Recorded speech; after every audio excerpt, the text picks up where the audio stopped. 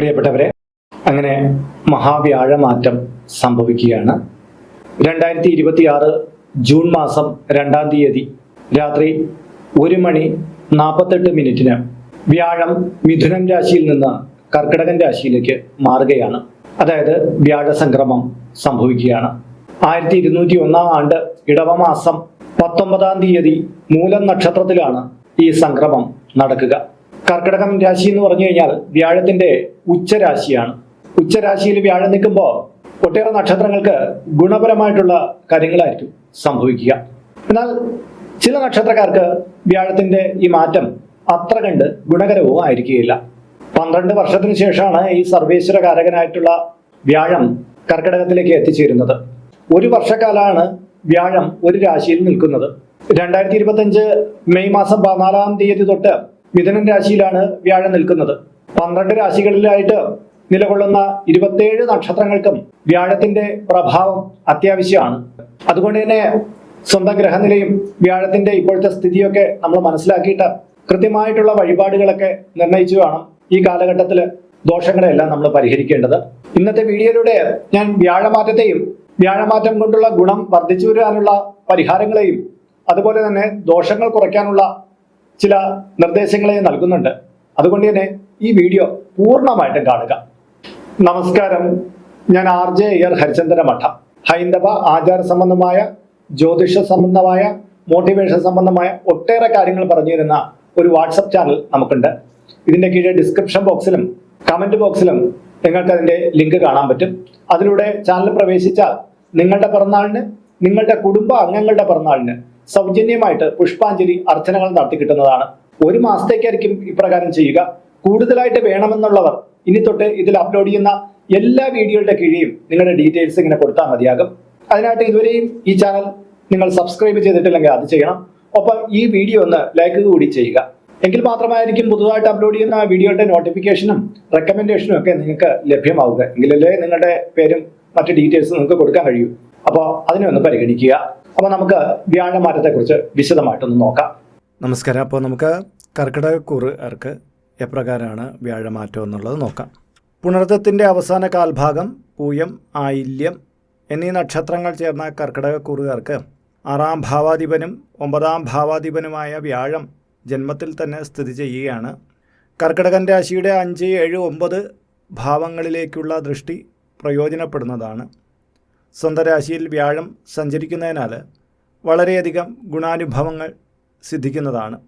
സന്താനങ്ങൾക്ക് ഉയർച്ചകൾ ഉണ്ടാകുന്നതിനും സന്താനപരമായിട്ടുള്ള ദുരിതങ്ങൾ അനുഭവിച്ചുകൊണ്ടിരിക്കുന്നവർക്ക് അത് മാറ്റം കിട്ടാനും, ഇനി സന്താനം ഉണ്ടാകാതെ ചില പ്രശ്നങ്ങൾ അനുഭവപ്പെട്ടുകൊണ്ടിരിക്കുന്നവർക്കും അവർക്ക് സന്താന ഭാഗ്യത്തിന് ഏറ്റവും ഗുണകരമായിട്ടുള്ളൊരു കാലയളവാണ്.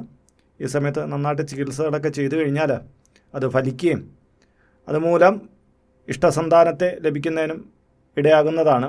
കുട്ടികളുടെ വിവാഹം നടക്കാതെ വിഷമിച്ചിരിക്കുന്ന മാതാപിതാക്കൾക്ക് അവരുടെ വിവാഹം കാണാനുള്ള യോഗം കാണുന്നുണ്ട്. വീട് പണി പുരോഗമിക്കുന്നതാണ്. ഇനി പുതുതായിട്ട് വീട് പണി ആരംഭിക്കാൻ ആഗ്രഹിക്കുന്നവർക്ക് അതിനുള്ള ഗുണം ലഭിക്കുന്നതാണ്.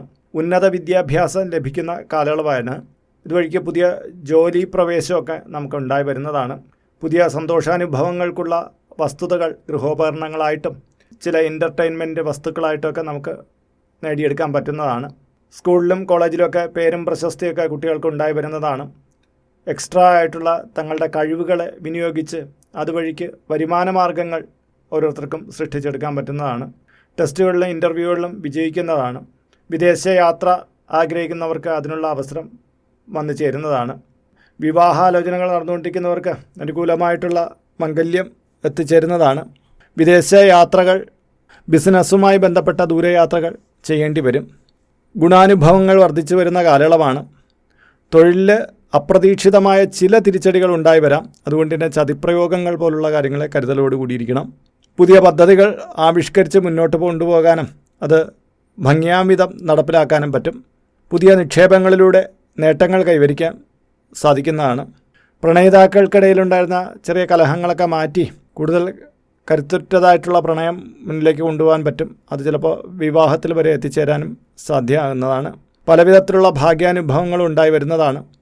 ചിട്ടി, ലോണ് മുതലായവ ലഭിക്കാൻ സാധ്യതയുണ്ട്. കടം വാങ്ങിയ തുക നമ്മുടെ അധ്വാന മികവിലൂടെ തന്നെ പണം സമ്പാദിപ്പിച്ച് അതിലൂടെ നമുക്ക് കൊടുത്ത് തീർക്കാൻ പറ്റുന്നതാണ്. ശത്രുശല്യം കുറയുന്നതിന് വേണ്ടിയിട്ടുള്ള മാർഗങ്ങൾ അവലംബിക്കുന്നതാണ്. പുതിയ ചികിത്സയിലൂടെ രോഗങ്ങൾക്ക് കുറവുണ്ടായി വരുന്നതാണ്. ആരോഗ്യം വർദ്ധിക്കുന്നതാണ്. ആയുർപരമായിട്ടുള്ള ദുരിതങ്ങൾക്ക് പരിഹാരം കണ്ടെത്താൻ പറ്റുന്നതാണ്. കർക്കിടകൻ രാശിക്കാരുടെ വ്യക്തിത്വം വർദ്ധിച്ചു വരുന്നതാണ്. ബുദ്ധി കൊണ്ടും വിവേകപൂർണ്ണമായിട്ടുള്ള തീരുമാനങ്ങളെടുത്ത് മുന്നോട്ട് പോകുന്നത് വളരെ ഉത്തമമായിരിക്കും. കോടതികളിലും മറ്റുമൊക്കെ ഏതെങ്കിലും കേസ് നിലനിൽപ്പുണ്ടെങ്കിൽ അതെല്ലാം നമുക്ക് അനുകൂലമായിട്ടുള്ള രീതിയിലേക്ക് വരാനുള്ള സാധ്യത തെളിയുന്നുണ്ട്. ഗുരുക്കന്മാരുടെ അനുഗ്രഹം കിട്ടുന്ന കാലയളവാണ്. പുതിയ വാഹനങ്ങൾ, പുതിയ ഇലക്ട്രോണിക് വസ്തുക്കളൊക്കെ സ്വന്തമാക്കാൻ കഴിയുന്നതാണ്. സ്വന്തം നഗരം വിട്ട് മറ്റൊരു നഗരത്തിൽ പോയി ഗുണപരമായിട്ടുള്ള ജീവിത മാറ്റങ്ങൾ ഉണ്ടാക്കിയെടുക്കാൻ പറ്റുന്നതാണ്. ഹോട്ടൽ മേഖലയിൽ പ്രവർത്തിക്കുന്നവർ കുറച്ചുകൂടി ശുചിത്വം പാലിക്കേണ്ടതാണ്. ഇല്ലെങ്കിൽ സർക്കാർ തലത്തിൽ നിന്നുള്ള നടപടികൾ നേരിടേണ്ടി വരുന്നതാണ്. പുസ്തക പ്രസാധനം, സംഗീതം തുടങ്ങിയ മേഖലയിൽ പ്രവർത്തിക്കുന്നവർക്ക് ഗുണകരമായിട്ടുള്ള കാലയളവാണ്. ഏറ്റെടുത്ത പദ്ധതികൾ വിജയകരമായിട്ട് പൂർത്തീകരിക്കാൻ പറ്റുന്നതാണ്. കുറേ കാലമായിട്ട് ആരംഭിക്കണം എന്ന് കരുതിയിട്ട് പിന്നീട് പല കാരണത്താൽ മുടക്കം വന്നുപോയ പദ്ധതികൾ പുനരാരംഭിക്കുന്നതിലും അതിലൂടെ നേട്ടം കൈവരിക്കുന്നതിനും സാധ്യമാകുന്നതാണ്. ഗൃഹം മോടി പിടിപ്പിക്കാനുള്ള അവസരം വന്നു ചേരുന്നതാണ്. പുതിയ ഡയറ്റ് പ്ലാനുകളൊക്കെ ജീവിതത്തിൽ ഉണ്ടാക്കിയെടുക്കുന്നതാണ്. സ്കൂൾ മേഖലയിൽ പ്രവർത്തിക്കുന്നവർക്ക് നേട്ടമുണ്ടാകുന്ന കാലഘട്ടമായിരിക്കും ഇത്. കർക്കിടകൻ രാശിയുടെ 9ാം ഭാവത്തിലാണ് ശനി സഞ്ചരിക്കുന്നത്. ശനിയുടെ പ്രഭാവം കുറയ്ക്കാൻ വേണ്ടിയിട്ട് ശാസ്ത്രക്ഷേത്രങ്ങളിലൊക്കെ സന്ദർശിക്കുന്നത് ഭാഗ്യം വർദ്ധിക്കുന്നതിന് കാരണമാകും. ഈ കാലയളവിൽ ഗുണാനുഭവങ്ങൾ കൂടുതലായി ലഭിക്കുന്നതിനും ദോഷങ്ങൾ കുറച്ചു കൊണ്ടുവരുന്നതിനും ചില പരിഹാര നിർദ്ദേശങ്ങൾ നൽകുന്നു. വ്യാഴാഴ്ച ദിവസങ്ങളിൽ കുട്ടികൾക്ക് മധുരപലഹാരങ്ങൾ നൽകുന്നതും, വ്യാഴാഴ്ച ദിവസം വിഷ്ണു ക്ഷേത്രത്തിൽ സന്ധ്യാദീപാരാധന തൊഴുന്നതും, മഹാവിഷ്ണു യന്ത്രം യഥാവിധി തയ്യാറാക്കി കഴുത്തിൽ ധരിക്കുന്നതും, ശ്രീകൃഷ്ണ ക്ഷേത്രത്തിൽ ഏകാദശി തോറും പാൽപ്പായസം കഴിപ്പിക്കുന്നതും, കൃഷ്ണമന്ത്രങ്ങൾ നിത്യേനെ ഉരുവിടുന്നതും, മഹാവിഷ്ണുവിനെ പ്രാർത്ഥിക്കുന്നതുമെല്ലാം ഈ കാലയളവിൽ ഗുണവർദ്ധനവിന് കാരണമാകുന്ന കാര്യങ്ങളാണ്. അപ്പോൾ പ്രിയപ്പെട്ടവരെ, ഈ പറഞ്ഞ കാര്യങ്ങളിൽ എല്ലാം നിങ്ങളുടെ ജീവിതത്തിൽ ഗുണപരമായിട്ട് തന്നെ വന്നു ചേരാൻ പ്രാർത്ഥിക്കുന്നു. ഒപ്പം തന്നെ ഈശ്വരവിലാസത്തിലൂടെ നിങ്ങളുടെ മുന്നോട്ടുള്ള കാലയളവ് ശുഭമാകാൻ വേണ്ടിയിട്ട് പ്രാർത്ഥിക്കുകയും. പ്രിയപ്പെട്ടവരെ, അപ്പോൾ ഈ വീഡിയോ ഇവിടെ പൂർണ്ണമാവുകയാണ്. ഇതുമായി ബന്ധപ്പെട്ട നിങ്ങളുടെ അഭിപ്രായങ്ങൾ, നിങ്ങളുടെ നിർദ്ദേശങ്ങൾ ഇതിന് കീഴെ കമൻറ്റ് ബോക്സിൽ രേഖപ്പെടുത്തുക. ഇതിൽ കാണുന്നത് എൻ്റെ വാട്സാപ്പ് നമ്പറാണ്. ജ്യോതിഷ സംബന്ധമായതും പൂജാ സംബന്ധമായതുമായ അപ്പോയിൻമെൻറ്റിന് വേണ്ടിയിട്ടാണ് ഇത് നൽകിയിരിക്കുന്നത്. നേരിട്ട് വിളിച്ചു കഴിഞ്ഞാൽ കിട്ടുകയില്ല. നിങ്ങളുടെ പേര്, നിങ്ങളുടെ സ്ഥലം ഇവ രേഖപ്പെടുത്തി വാട്സപ്പിലൂടെ മെസ്സേജ് ചെയ്യുക. അപ്പോൾ അഡ്മിൻ ഒരു മാർഗ്ഗനിർദ്ദേശം അയച്ചു നൽകുന്നതാണ്. ആ മാർഗ്ഗനിർദ്ദേശം അനുസരിച്ച് അപ്പോയിൻമെന്റ് എടുത്തിട്ട് വിളിക്കാവുന്നതാണ്. നമ്മളിപ്പോൾ ഒരു സ്റ്റോർ യൂട്യൂബിൽ ആരംഭിച്ചിട്ടുണ്ട്. ഹൈന്ദവ ധർമ്മം അനുസരിച്ച് ജീവിക്കുന്നവർക്ക് പൂജാ കാര്യങ്ങളുമായിട്ട് ബന്ധപ്പെട്ട ചില കാര്യങ്ങളൊക്കെ മേടിക്കണമെന്നുണ്ടായിരിക്കും. അപ്പോൾ അങ്ങനെയുള്ള കാര്യങ്ങൾ നിങ്ങൾക്ക് ഓൺലൈനായിട്ട് എടുക്കാൻ പറ്റുന്ന ഒരു സ്റ്റോറാണിത്. താല്പര്യമുള്ളവർക്ക് അതിൽ പോയിട്ട് അതിൻ്റെ വിലയൊക്കെ നോക്കിയിട്ട് നിങ്ങൾക്ക് താല്പര്യമുണ്ടെങ്കിൽ അതിൽ നിന്ന് മേടിക്കാവുന്നതാണ്. ഇങ്ങനെ നോക്കിയാൽ മതിയാകും. അപ്പോൾ മറ്റൊരു വീഡിയോയിൽ മറ്റൊരു വിശേഷമായിട്ട് വീണ്ടും കണ്ടുമുട്ടും വരെ എല്ലാവർക്കും നമസ്കാരം. നിങ്ങളുടെ സ്വന്തം RJ ഹരിചന്ദ്ര മഠം. നമസ്തേ.